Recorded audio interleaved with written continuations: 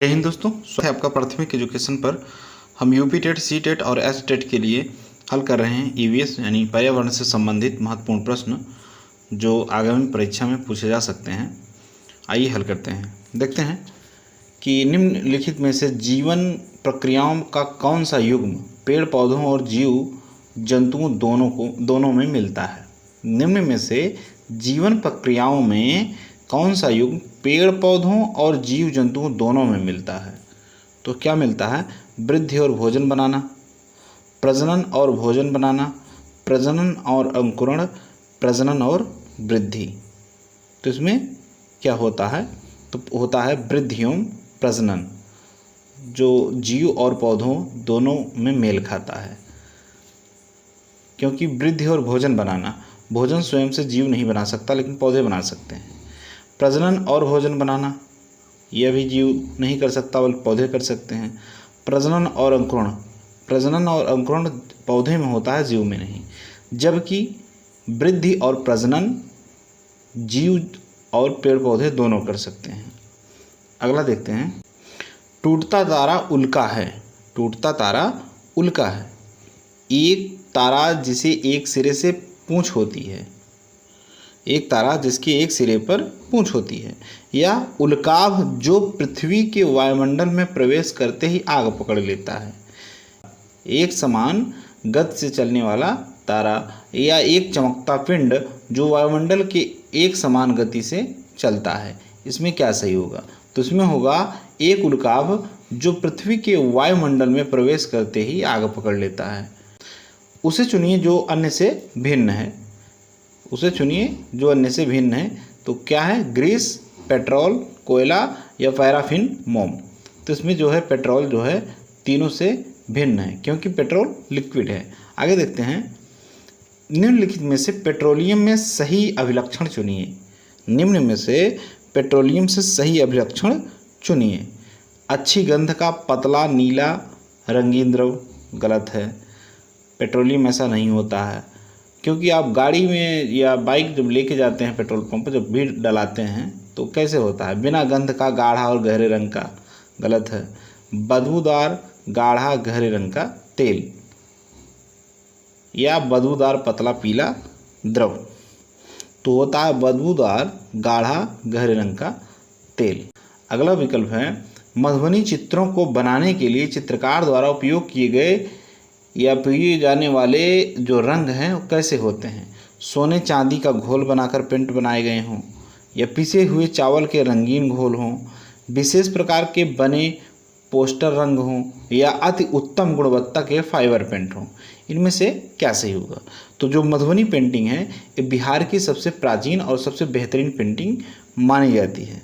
तो बिहार की पेंटिंग से संबंधित है, या मधुबनी एक ज़िला है वहाँ का, मधुबनी ज़िला, वहाँ की बहुत मशहूर पेंटिंग है जो पिसे हुए चावल के घोल से बनाई जाती है, रंगीन घोलों से। अगला प्रश्न देखते हैं। कांसा या ब्राज के विषय में जिसका उपयोग गोलकुंडा के किले में मिली तोपों पर किया गया था, सही कथन चुनिए।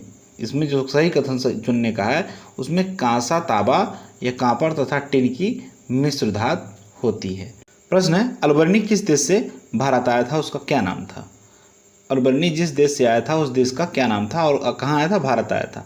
तो उस देश का नाम था उज्बेकिस्तान। अलबर्नी उज्बेकिस्तान से भारत आया था और अलबर्नी का जन्म लगभग 973 ईस्वी के आसपास हुआ था, और यह आधुनिक जो खीमा है प्रदेश है वहाँ हुआ था। 1707 ईस्वी में जब महमूद ने इस प्रदेश को जीता तो उसे पकड़कर वह अपने साथ ले गया, और उसी समय यह महमूद गजनवी के साथ रहने लगा और भारत आया, जिसमें भारत आने के बाद इसने तहकीक-ए-हिंद नामक एक किताब लिखी थी। तहकीक-ए-हिंद एक किताब लिखी थी जिसमें इसने भारत की यात्रा का पूरा वर्णन किया था। इसका पूरा नाम अबू रेहान मोहम्मद अहमद अलबर्नी था। क्या था? अबू रेहान मोहम्मद अहमद अलबर्नी। किसके नेतृत्व में चिपको आंदोलन को बल मिला? किसके नेतृत्व में चिपको आंदोलन को बल मिला था? तो चिपको आंदोलन पर जिसको बल मिला उसका नाम था सुंदरलाल बहुगुणा। सुंदरलाल बहुगुणा उत्तराखंड के रहने वाले थे। ये चमोली जनपद के गोपेश्वर नामक स्थान से चिपको आंदोलन की यात्रा शुरू हुई थी। कहाँ से? चमोली जिले के गोपेश्वर नामक स्थान से। तो चिपको आंदोलन की शुरुआत हुई 1973 ईस्वी में। चिपको आंदोलन की शुरुआत हुई थी उत्तराखंड के चमोली जिले के गोपेश्वर नामक स्थान से। पेड़ों की अंधाधुंध कटाई को रोकने के लिए चिपको आंदोलन चलाया गया था और सुंदरलाल बहुगुणा टिहरी बांध आंदोलन के जनक भी माने जाते हैं। अगला क्वेश्चन देखते हैं। तरुण संघ नामक समूह संबंधित है। तरुण संघ नामक समूह संबंधित है, किससे संबंधित है?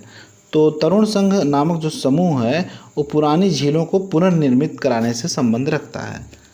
जो पुरानी झीलें पानी के स्रोत हैं जो अपनी अवस्था को छोड़कर अब उजड़ी या वीरान हो गई हैं, जिसमें पानी का गंदापन हो जाता है या पूरी तरह से विध्वंस है, तो उन्हीं को पुनर्निर्मित करने का कार्य तरुण संघ नामक समूह करता है।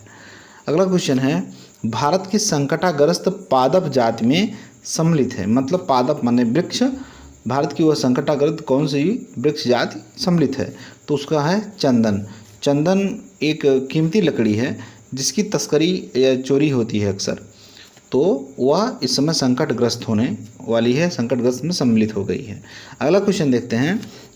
भारत के लिए कौन से जीवमंडल आवास विश्व के जीवमंडल आवासों के लिए लिए गए हैं? भारत के कौन से जीवमंडल आवास विश्व के जीवमंडल आवासों के लिए लिए गए हैं? तो वह है मन्नार की खाड़ी। अगला क्वेश्चन है। इनमें से कौन सा कारक वनस्पति के महत्व में योगदान नहीं देता है? इनमें से कौन सा कारक वनस्पति के महत्व में योगदान नहीं देता है? तो वनस्पति पशुओं के लिए जरूरी है, इसलिए पशु वनस्पति पर निर्भर होते हैं। मनुष्य वनस्पति पर भी निर्भर है, क्योंकि मनुष्य जीता है तो खाएगा ही वनस्पति से ही। कारखाने वनस्पति पर भी निर्भर करते हैं, सही है। चाँद सितारे वनस्पति पर निर्भर करते हैं, नहीं। चाँद सितारों का वनस्पति से कोई लेना देना नहीं है, इसलिए यह योगदान नहीं देते हैं। अगला क्वेश्चन है। भारत में वनों की ताज़ा स्थिति के संबंध में रिपोर्ट कौन जारी करता है? भारत के वनों की ताज़ा स्थिति के संबंध में कौन रिपोर्ट जारी करता है? तो जारी करता है भारतीय वन सर्वेक्षण विभाग देहरादून। भारतीय वन सर्वेक्षण विभाग देहरादून। अगला क्वेश्चन है। पश्चिमी घाट के सघन सदाबहार वनों को कहते हैं। पश्चिमी घाट के सघन सदाबहार वनों को कहते हैं, तो वह है शोला। क्या कहते हैं? शोला। कि पश्चिमी घाट को विश्व विरासत की सूची में रखा गया है। 1 जुलाई 2012 को यूनेस्को ने विश्व विरासत में पश्चिमी घाट को सम्मिलित किया है। यूनेस्को ने विश्व विरासत में पश्चिमी घाट को सम्मिलित किया है। और मानदंड है कि 9 से एवं 10 ऐसी संपत्तियों के विषय में जो उद्भव और विकास के संदर्भ में पारिस्थितिकी में जैव विविधता के रूप में क्रियाशील हैं, तो उसमें पश्चिमी घाट भी आता है, जो भारत के लिए अति महत्वपूर्ण रहा है। पर्यावरणविद माधव गाडगिल की अध्यक्षता में 13 सदस्यीय बैठक हुई थी, जिसमें पश्चिमी घाट पारिस्थितिकी विशेषज्ञ का एक गठन किया गया था।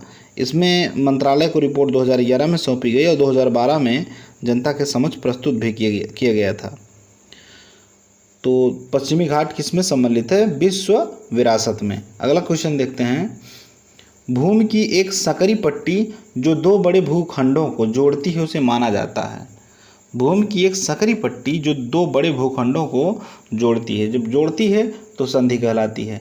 जल संधि क्या होती है? जो एक दूसरे देश को जोड़ती है जल संधि होती है, तो भूमि को जोड़ रही है तो भू संधि है। जैसे जल डमरू मध्य जोड़ता है लंका और भारत को। अगला क्वेश्चन है।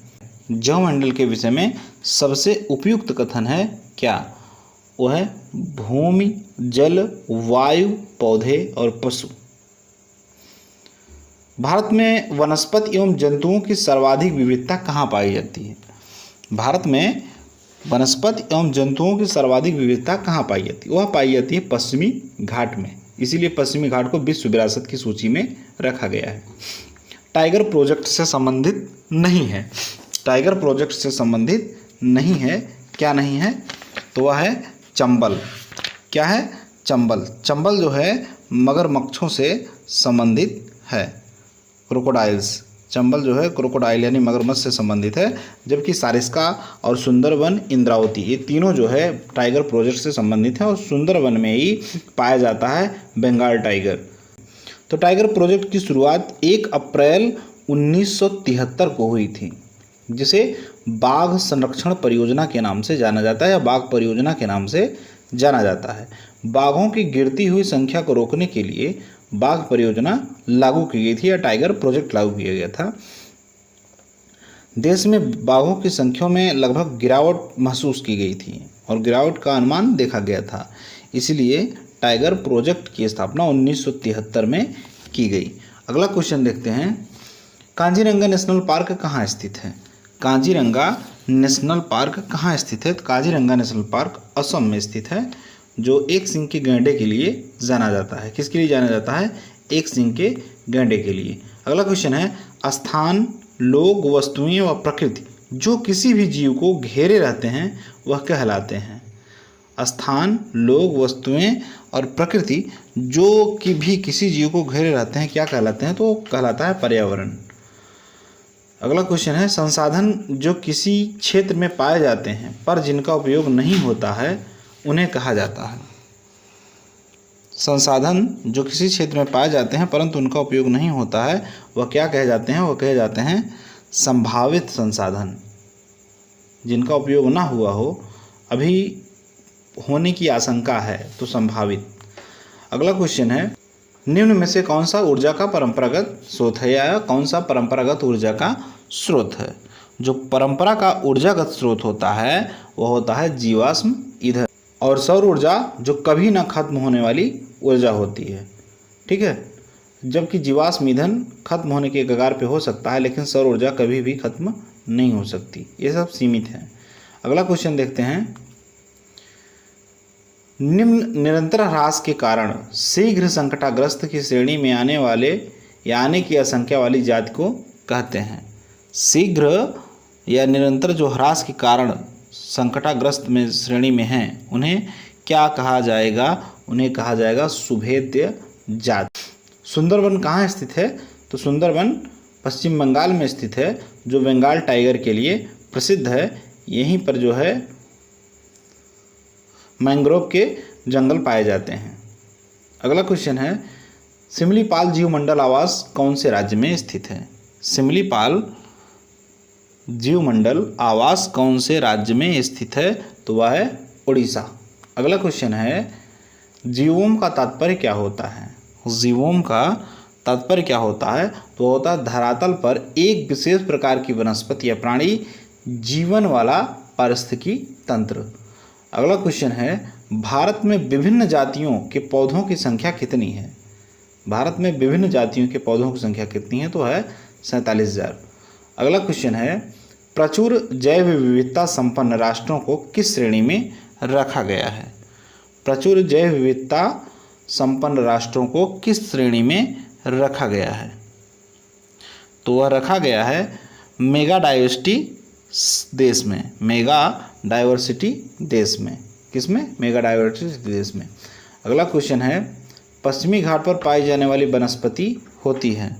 पश्चिमी घाट पर पाई जाने वाली वनस्पति जो होती है सदा हरित होती है।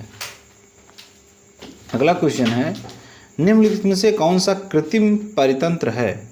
निम्न में से कौन सा कृत्रिम परितंत्र? कृत्रिम मतलब जो मनुष्यों द्वारा बनाया जाता है, तो वह क्या है? तो वह है खेत। तालाब प्रकृति निर्मित होता है, झील प्रकृति निर्मित होती है और वन प्रकृति द्वारा बनाया जाता है, जबकि खेत इंसानों द्वारा निर्मित किया जाता है। तो जो इंसानों द्वारा निर्मित हो उसे कृत्रिम कहते हैं, तो खेत है।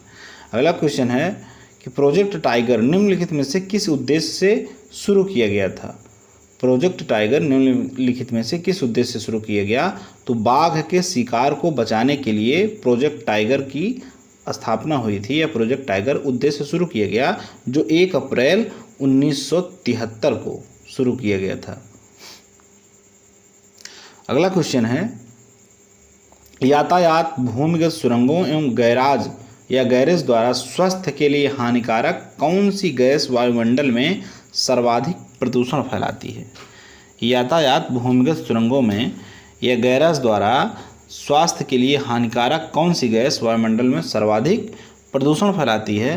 तो होती है कार्बन डाई मोनोऑक्साइड या कार्बन डाइऑक्साइड। क्योंकि जो गाड़ियाँ चलेंगी, वाहन चलेंगे, कल कारखानों में धुएं निकलते हैं, वो सब कार्बन डाइऑक्साइड को निकालते हैं। तो ये सर्वाधिक प्रदूषण फैलाती है, जो मनुष्य के शरीर और स्वास्थ्य के लिए हानिकारक होती है। ओजोन की परत कम हो रही है क्योंकि ओजोन की परत कम हो रही है क्योंकि फ्लोरीन और क्लोरीन युक्त मानव निर्मित यौगिकों का अत्यधिक प्रयोग हो रहा है, जिससे मीथेन गैस निकलती है, जो ओजोन परत के लिए हानिकारक होती है। यहाँ तक पहुँच गए तो वीडियो देखने के लिए धन्यवाद। चैनल को लाइक एवं सब्सक्राइब जरूर करिएगा। मिलते हैं अगली वीडियो में, तब तक के लिए जय हिंद।